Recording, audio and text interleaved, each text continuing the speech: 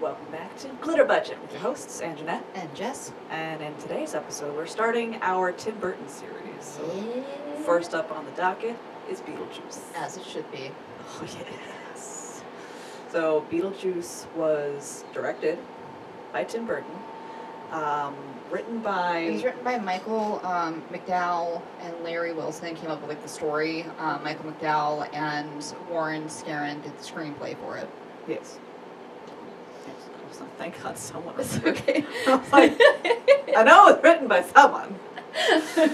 And of course it stars Michael Keaton as Beetlejuice. Alec Baldwin, Gina Davis, Winona Ryder, Catherine O'Hara, and...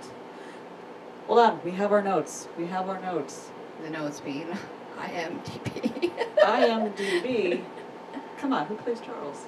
Jeffrey Jones. There we go. I could see the face, obviously. Yes, but obviously couldn't translate the face to anyone else. But, yeah, and the movie came out in 1988. Yes. The year of our Lord. The year of our what? Are you referring to yourself as the Lord and Savior? Yes. That was the biggest event of 1988, was... She was born. I was born. So, woohoo! I guess we can mention some of the other trivial things that happened in 1988. I mean, they pale in comparison to your glory. They do. So. What else happened? Take it away, Jess. Oh, thanks. The Phantom of the Opera was released on Broadway, which is the longest running Broadway show. And before it was Cats. Yes. James not Hansen. You can't read your own writing? No. Maybe it is Hansen, but that doesn't sound right. James. I can't read your writing either. Sorry. You guys should know by now that we're not prepared or professional in any sense. Yeah, it was Hansen. Okay, I should have trusted my... Alright. Anyways, James Hansen, who worked for NASA, had testified to the U.S. Senate that there was evidence of man-made global warming and 33? Two. Two? How old am I?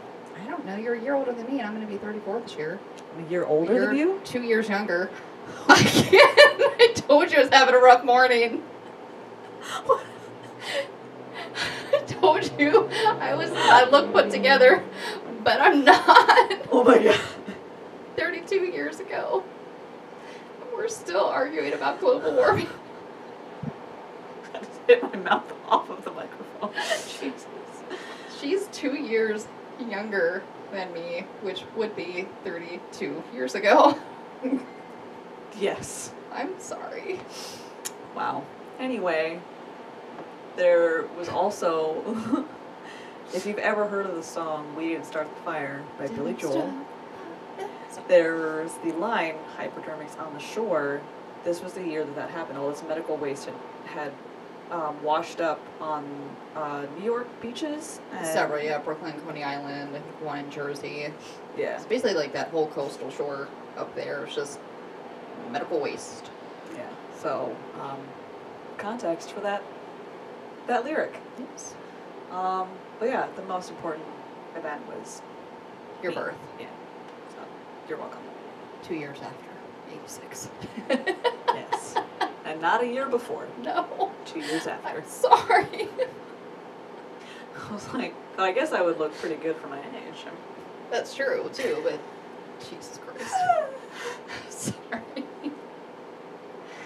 Anyway. Just take solace that I'm significantly older than you.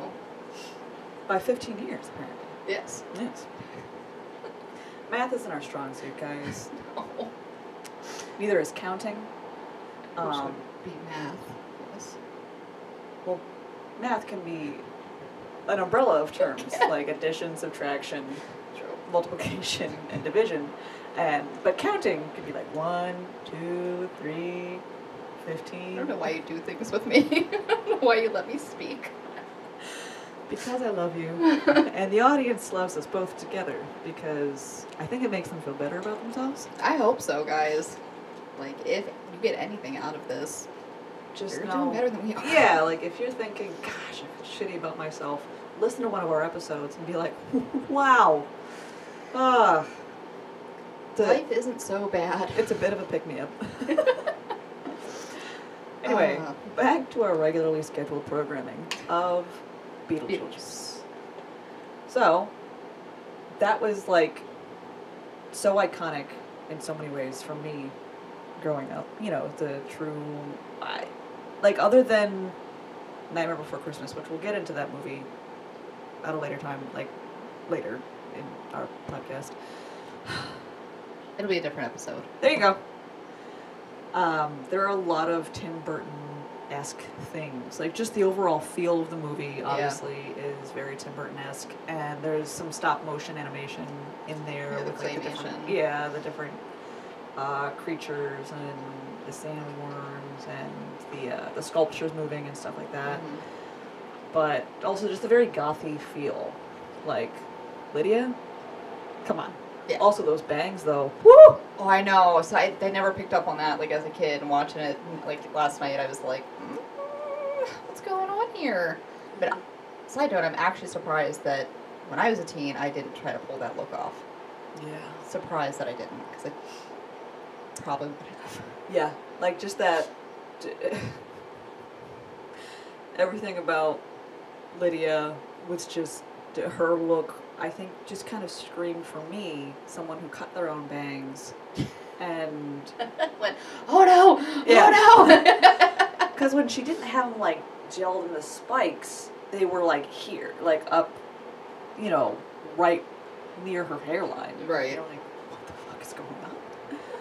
But it was an iconic look, and they also eventually made the animated series the next year. Yes. So in '89, which I remember watching that, and that was really cool. I remember watching it, but I don't remember too much of it. I do remember one episode where they somehow ended up creating or something to do with like monsters, so coming around like Halloween night, and the only way to like get them under control or get them back to like really small, manageable size was to like dry them. Oh, like a reverse shrinky dink? Yes, I just remember her like running around town No, with like a hair dryer, like. It's not a reverse shrinky dink. That is a shrinky dink. Oh my god.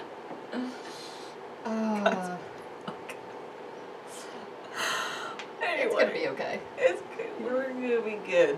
But speaking of Nightmare Before Christmas, Jack Skeleton, when Lydia finally calls forth Beetlejuice to help at the end of the movie, and he comes up with like that like carnival wheel thing on his head. Yeah. There is a very Jack Skeleton-esque looking figure on that, and I guess Tim Burton had been creating the idea of Jack Skeleton and like the artwork and stuff like I think 2 years prior to Beetlejuice. Since 1982, which was 6 years before Beetlejuice came out. I couldn't remember the exact year.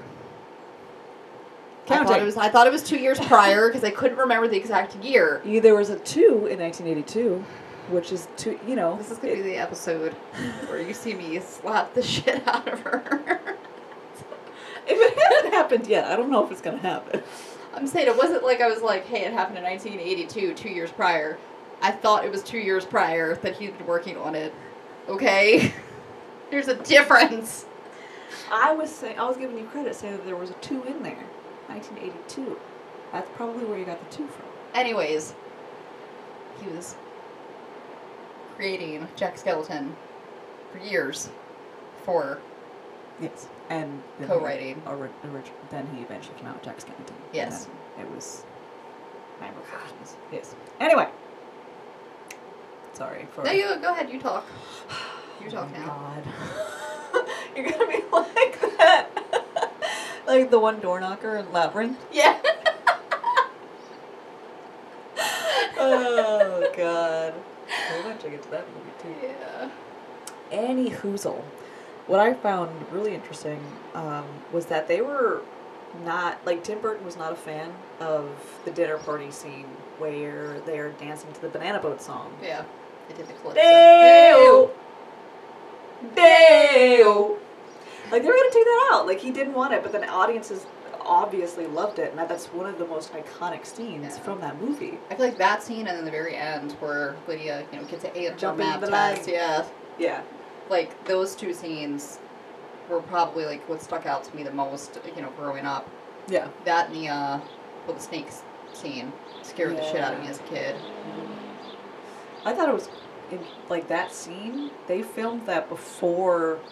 Oh yeah, Michael Keaton was cast. Yeah, before he was cast, before they knew what Beetlejuice was going to look like, they filmed that scene, and obviously it looked nothing like it originally looked nothing like what Beetlejuice was going to look like because he wasn't cast, and then they had to go in after and be like, make it look like him. I mean, obviously, like, they got away with it, and I like, though, how he almost had, like, a difficult time casting it, because, like, everyone was not sold on that script or that, like, the idea for the movie, and I think originally, I don't remember if it was, like, I don't think it was the producers, but originally they wanted the film to be, like, rated R, scary, like, not the Tim Burton fun-loving kind of comedy that it turned out to be, like, really, really dark, really gory. I think instead of, like, the marriage scene at the end between him and Lydia, which for whatever reason, like, seals the deal for him to, like, be out forever. Yeah. It was supposed to be, like, a rape scene. What the fuck? Like really dark, really, like, intense, and they were like, Tim Burton's like, no, like, this is not my vision for it. This isn't what I signed on to do. Like, this, we're not doing any of this. I don't think you can make that PG. No. Which is what it was rated. Was it PG or PG-13? I believe it was PG because it was during the PG-13 era. Like there were PG-13 movies. Like the same thing when we talked about Spaceballs. Yeah. And there were a few movies during this PG-13 era when they first came out with the rating PG-13 that this movie has the word fuck in it. Yeah. So Spaceballs, Big, and Caddyshack 2, as well as Beetlejuice, they say fuck once, but they're all rated PG. Oh. Where in, I think PG-13, you can get away with saying fuck twice. Okay. Before it becomes an R rating. Right. And I don't think there are any other PG movies that obviously contain the word fuck. No. But, yeah, so I'm, like, obviously very happy that they didn't go that route, because that would have been that would have been a completely different movie, and I don't think it would have been well received. Not even a little bit, I don't think. No. So, like, Alec Baldwin wasn't happy with his acting, he wasn't happy with the way the movie turned out, and originally he was like, I don't know why I'm doing this is going to ruin my career. And it went on to be, like, a box office hit. And, yeah. Like, a classic, but side note, like, I don't know why, as an adult watching this, I was like, Alec Baldwin was kind of hot back in the day. He was a cutie. Right? Yeah. I was like, oh. Alec Baldwin. Look at you in those corduroys and your... Those little blades. Mm-hmm. And it was just... They were adorable. They're, like... Yes. That couple was, Adam and Barbara, right? Yeah. And, little silly tidbit, they did, like, Adam, Barbara, Charles, Delia, ABCD. Right. You're like, you didn't take very long at all to come up with those names. But they, as a couple, they were insanely cute. They were. And it was insanely cute, and, like, actually, like, listening to the dialogue and stuff, especially in the beginning, you know, they're on the staycation, and on the way back, before they wreck, you know, it was like, you wouldn't want to go to Jamaica or somewhere else. She's like, no, this is perfect, like, there's no place like home. And now you're stuck there for 125 years. Yeah. All because of that fucking dog. Oh, I know. So, even as a kid, like, I was so mad at the dog. I was like, what a dick. Yeah. And then I kind of feel like he goes over to the edge to look at, like, his good deeds of, like, yes, yeah, my work here is done. And then you never see the dog again. And what I was kind of confused with the ending of the movie, though, because the whole, like, throughout the movie, the Maitlands were, Adam and Barbara, they are trying to get the Dietzes out of the house. Because it was their house, the Dietzes came in and completely, like, remodeled, made it, like, this awful, like, postmodern kind of... Yeah. Very monotone. That floor, though, fucked with me bad. Yeah. Just, like, the weird... I don't know how they painted the house, but it looked like it was granite. Like, weird, stony kind of look instead of the old wallpaper walls that they had. But they completely remodeled it, made it look really fucking weird, and it wasn't like this little country house on the top of a hill anymore. But, so the Maitlands are trying to get the Dietzes out of the house. And so, since they're recently dead, and they're having trouble deciphering the handbook for the recently deceased. They go and talk to their caseworker, Juno. Yeah. And Juno's pretty much like, well, you gotta, if you want them out of the house, you gotta scare them out of the house. Like, you gotta, like, learn how to... You step up your game and, like, Yeah. scare them out, which, of course, the Deeses are like, possession! Yes! This is a fun night for us! Like, let's monetize it, which also, like, watching as an adult, I was like, wow, even after death, they will find some way to exploit and make money. Oh, yeah. Like, there is no escaping capitalism. No, there is not. No. But what I find confusing was that Juno was, like, upset that they had gotten photographic evidence taken of them, and that their handbook was taken by Otho. Yeah.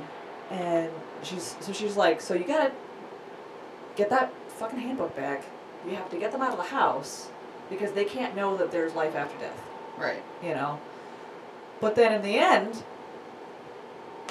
like, what the fuck happened? So, like, Charles's boss from New York or whatever came down. They get busted through the ceiling. You never hear about them again. No. I don't know if he was trying to take over the town, kind of like how he was. He wanted to buy up parts of the town and, like, change it up. So I don't know if he was going to start doing that anymore, or if they just were going off with Delia getting in that art magazine now that she's got different scope. I don't know. They just, like, they tied up the loose end of what happened to Beetlejuice, but not really what was going to go on with the Beaches. Like, yes, they're coexisting, and they have this new handbook of, like, coexisting. Yeah. For the recently deceased, and it was just like... Because I think there was a couple spots, especially with Barbara, you know, was definitely very defiant, very, like, does it have to be like this? Do we really have to, like... Yeah, go through all this, like, who makes these rules, who says this, why isn't anyone telling us? So I think, even though Juno was like, hey, this is how it has to be, I think that was just their, you know what, no, fuck you, if I have to live here for 125 years, and then I don't even know what's happening after that, like, I'm gonna do what I want. Yeah. And she, you know, she'd even mentioned, like, I wouldn't even mind, like, sharing the house with them if they weren't so weird. Yeah. And, in the beginning, you know, they had mentioned trying for a child again. Yeah. So now they have Lydia, they can coexist, and they let them redecorate the house. That, I do, like, I understand that part. Yeah. But, like, so did Charles's boss just, like... That part, I don't know. I mean, was he just blasted into oblivion? Maybe. With his wife? Is he... Like, what the fuck? Because, like, obviously these other people know the shit that was going down in that house. They know the ideas that the Deeses wanted to do, like, capitalizing on that. Yeah. So, are they just looked on as, like, fucking weirdos now? Like, talking about shit that doesn't exist? Maybe. Like, so they looked on as crazy? Well, Or whatever. I just feel like that part was, like, I still had questions about that. Like, I still liked the way the movie ended, but some things I was like, well, what happened to this? What happened to this? What happened to this? Like, I just assumed that, like, yeah, they either his boss and his wife were dead and they just went, meh,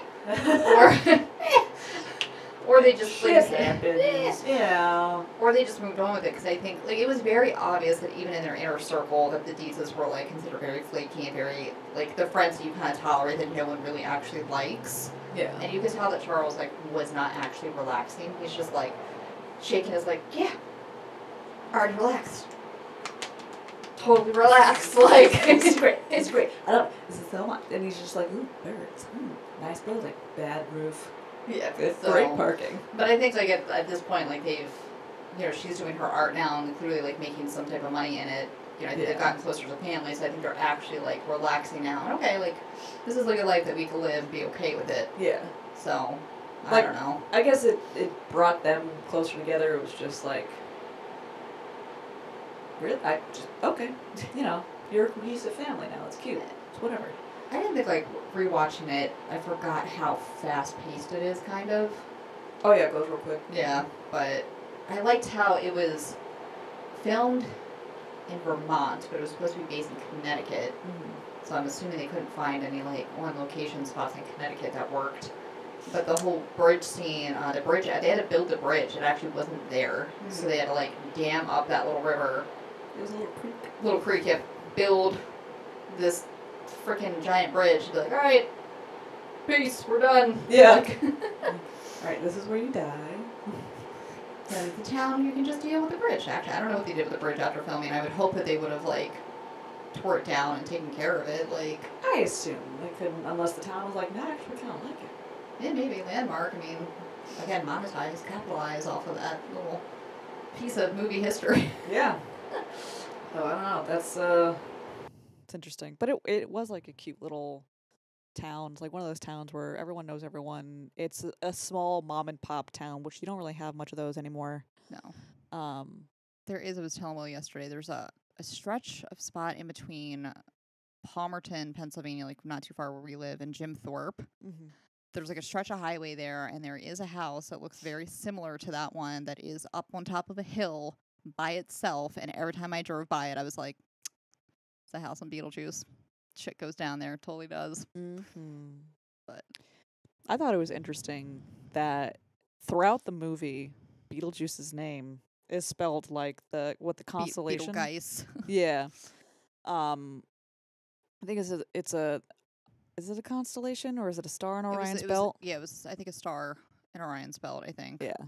So that's what he's named after, but when you look like the DVD or whatever is spelled literally like when he's playing charades with Lydia later, Beetlejuice.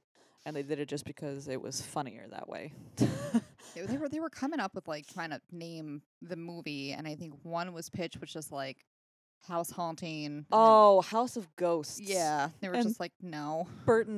Tim Burton jokingly said "Scared Sheetless," Yeah. and the producers were like, the studio's like, yes, that's great. And he's like, no. Being sarcastic, joking. Yeah, joking, not do that.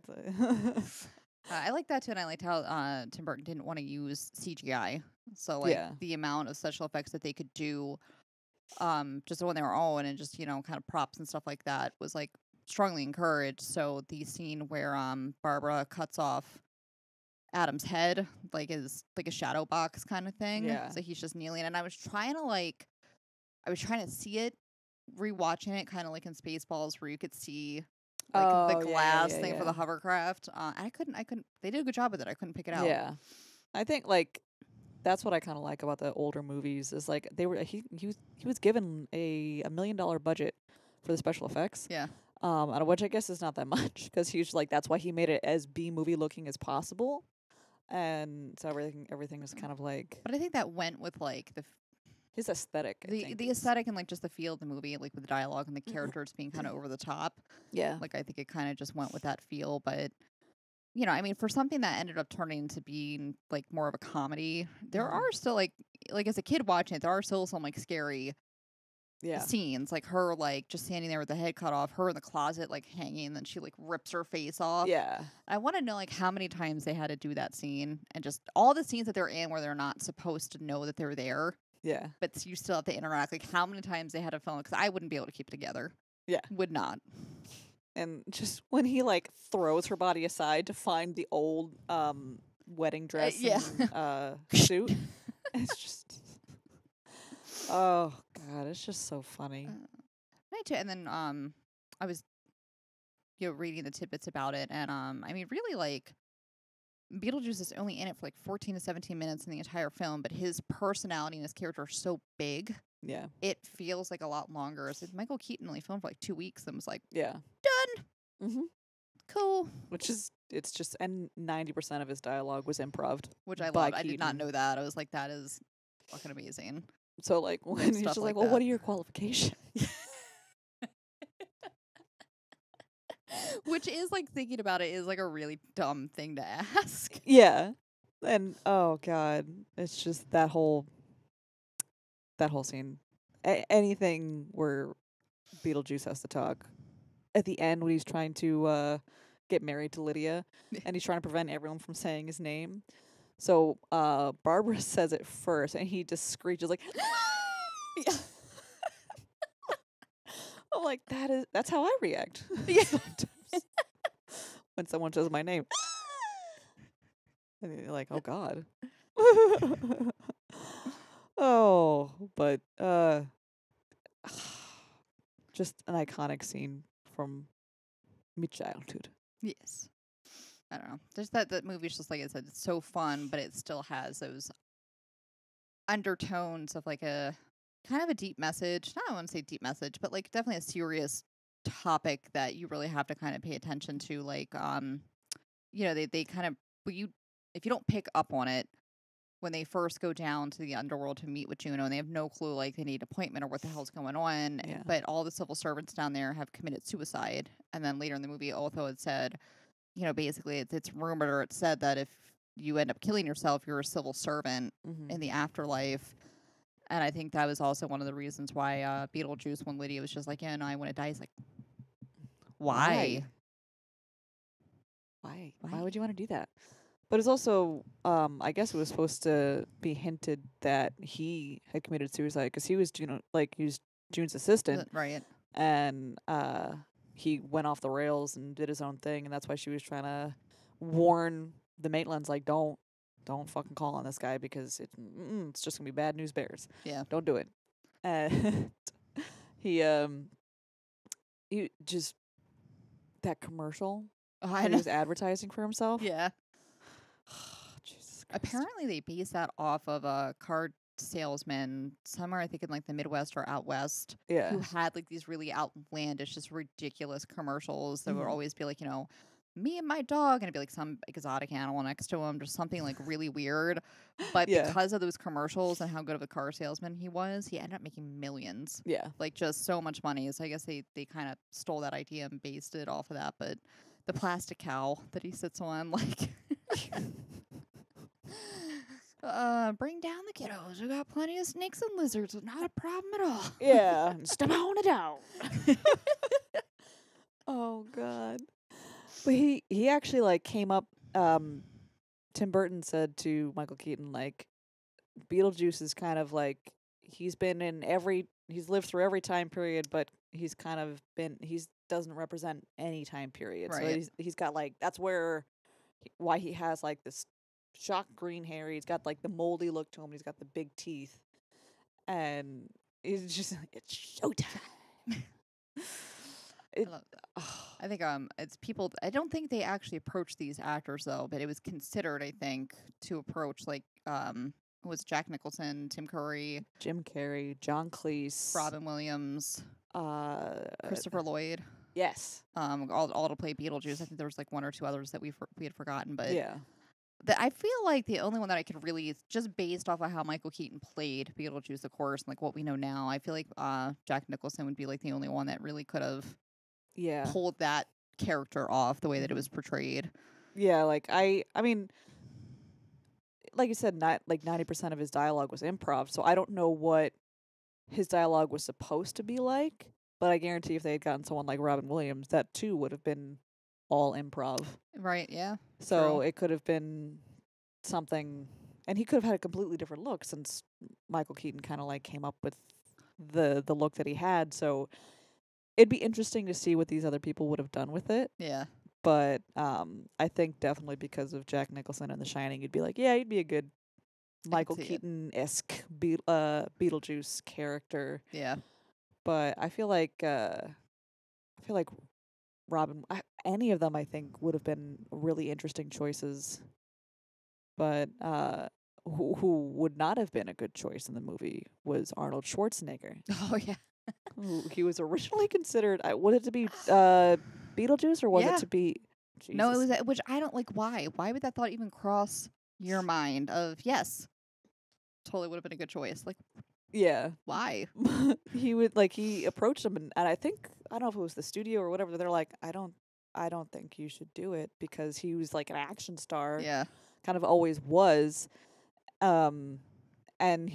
And Arnold, but Tim Burton was like, no, I'm gonna go talk to him about it. And then Schwarzenegger was like, nah, I gotta do Running Man. I can't do it. I was like, what were you trying to go for with that cast? Like, what? I don't get it. Would have been not. It would have been bad. Yeah, it would have been really bad. I think he went with him to be like, because he was this big action star at the time, it would have definitely put, butts in the seats. Right, like a big name attached to it, yeah. But I think it would have ultimately been a travesty. Yeah. Oh, yeah. Yeah. But they wanted Angelica Houston to be Barbara originally, right? Or Lydia? No, Barbara. No, Delia. Yeah. Delia, which I think I could have seen. I could have seen her doing that, yeah. But I think Catherine O'Hara did like a really good job. She was Oh, yeah. fucking nuts. Such a neurotic mess. Yes. You can even tell, like, Charles is just like, I hate everyone.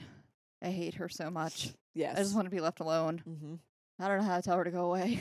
Yeah, I would have been interested to know what happened to Lydia's biological mom. Yeah. Because Delia, it turns out, is her stepmom, and then they ended up being all honky-dory in the end. But I don't know if she just didn't like Delia because she's kind of like the complete opposite. Oh, very colorful, very bright, very materialistic. Yeah, and like very alive and non-goth. Well, very alive, and I think very like I need validation based on other people's opinions of me, and I need to be like in the clique and in high society kind of thing. But just nobody likes her. She's such a flake. Yeah. When she, in the beginning of the movie, when she's trying to redecorate the house with Otho, and she just kind of goes off the rails. She's like, I'll take you down with me. Just right, because he's just, again, the whole thing of like them is moving up there to be peaceful, and she's just like, a little bit of gasoline, blowtorch, and fire. Yeah, we could work with this. We could do this. Mm-hmm. And he's just like, I thought we came up here to relax. That's when she was like, I'm only truly happy. I'm doing my homework. Mm-hmm. If you don't let me cut this house, I will go insane, and I want you with me. But I remember her walking away and him just being like, yeah. I don't know who the fuck Otho was to her. You could just tell it was like one of those, like, I almost feel like frenemy, like kind of best friend, just to like he needs to feel important and like he's in charge and smart, and she's dumb enough to like drag him around and do things. Yeah. Later when they're trying to get the Maitlands to show themselves, and they're essentially going to do like this weird seance ritual type thing, and Lydia's kind of scared. She's like, oh my god, because Otho has the handbook, and he's like, oh, I've got it covered, and Lydia's like, what am I scared about? Like, you can't even change a tire. And then I don't think it was Charles that was laughing about it, like oh, but anyway. So, Beetlejuice, if you have not seen it, oh my god, you have to. Definitely should watch it. Make sure that you say his name 3 times to make him appear. And did you have to find it on HBO or Showtime or something? Because I have the DVDs, so that's how I watched it. I mean, we did end up renting it because our DVD player isn't working very well right now for like $2. But I want to say I think we may have rented it off of Amazon. Okay. Yeah. So yeah, it's like during the Halloween season. It's definitely typically on one of the streaming services. Yeah. So, but I mean, buy the movie. Just buy it. Yeah, it's that good. Just buy the movie. Definitely worth it. Definitely timeless. I think it still holds up. Oh yeah. Like I don't think there's anything in there where you're just like, oh, you can't do that anymore. Yeah, that's true. I mean, some of his he's perverted. Yeah, and he like hits on Barbara a lot. Like he kisses her and tries to look up her skirt. Yeah. All right, so maybe there are some things you probably can get away with, but like so mild. I mean, like it's. He's trying to touch the girl's legs in the waiting room. Yeah. Yeah. And she ends up like hitting him or whatever. Apparently those legs were the girlfriend at the time, Tim Burton's girlfriend. Mm-hmm. Those were her legs. Those are her leggies. And it's probably Tim Burton's idea to smack the shit out of him. Yeah, who knows? Yeah. Anyway. But yeah, so Beetlejuice. When he's like that weird porcupine, he's so spiky. Yeah. And he's just like, I haven't gotten any in like 600 years. And then Feeling a little anxious. The whorehouse pops up and he's like, oh, yeah. That guy was like hung over the next day. Yeah. But that was June's idea to have him like pop into so that she could talk to the Maitlands. But anyway, watch the movie. Yes. You can find it via Amazon in some way, and like she said, around Halloween, it will appear on, I think, for free on the streaming services, because you still have to pay for the services. But It'll be on the streaming services, so everyone has Netflix or Hulu or something. It'll be on one of those. But I mean, honestly, though, like if you love some of the other Tim Burton movies, and for whatever reason you haven't seen this one, like just buy it. You'll love it. yeah, it's definitely a good time. It's a lot of fun. It's a classic, and like I said, there's definitely some good dialogue and undertones and like character building and stuff like that. That's still just as good, you know. Yeah. So it's not just like a haha funny scary movie that doesn't have any substance to it. It definitely has a lot of substance to it. So Yeah. I think that's what makes it so good. Yeah, and the dinner party scene, Oh my god, iconic. Like you have to. Fun fact about that, real quick, and then we'll wrap it up. I guess Tim Burton had wanted the shrimp hands. Like, Yeah. they were gonna have like puppeteers underneath to grab them and pull them in. Yeah. So I guess somebody has suggested, why don't you just start it with them on like already on their face, Yeah. pull it back, and then like rewind, Reverse reverse the film. So that's what they ended up doing. That's how they filmed it. Yeah, I thought that was. I that was love how pretty they cool. giggle coming back in, like Yeah. Oh, it's that whole scene, and what you said, that when they air it, like Disney bought the rights, and when they would air it on the Disney Channel, they would take out the dumbest parts. So like in that dinner party scene, they're all dancing, being crazy, blah, blah, blah. And then they turn around and they're like showing their butts, and their butts are like swinging back and forth. But they take that part out. Yeah. They said it was mooning, which Disney needs to understand the term mooning, because there was no butt cheek. It was Yeah. just, they were just bent over, Yeah. shaking their booties. They took that out. Understandably, like, because it's Disney, they took out the part where he was just Says fuck and grabs himself. So I think it was like he spits at them, yells, spits at them, and then just like kind of glares at them. Yeah. And then I don't know why they took this part out. Maybe they felt it was very like phallic. I don't know, but like the sandworm has two heads. Oh. So when the second head comes out of like the bigger mouth, they took that out. So it's just like the one. I don't know. They took that out, and then they took which I actually do vaguely remember this, like watching it, like edit it for TV, when Barbara goes back to Saturn, when he like zips her back there, and she comes riding in on the sandworm. Yeah. If you watch it, edit it, it's kind of just the sandworm all of a sudden appears and just goes down and takes Beetlejuice out, and she jumps off. So like you miss the whole her riding in and seeing it eat Beetlejuice. Like that whole scene is like cut out, and it's edited badly, so it's just like the body of the worm and her jumping off, and you're just like, what happened? I really do hate when movies are edited for time or content on TV. So I very rarely, if a movie that I love and adore shows up on TV on a station that I know they're gonna edit it for time and content, I'm like, I'm not gonna fucking watch it, because I'm gonna be like, what the fuck happened to this scene? Why are you taking it out? Yeah. Like I hate it. I hate it. Don't mess with my movies, okay? But anyway, watch Beetlejuice. It's a good time. Yes. Tune in next week. We're gonna be talking about more Tim Burton movies. And we'll be talking about quite a few of them. Yeah, I think we'll probably do Nightmare Before Christmas. Yes. Yeah, we'll do that one. Yeah. And so you can look in the description box of this video to find all of our other social medias. And if you like our vibe, please like and subscribe. And until next time, we'll see you. Bye-bye.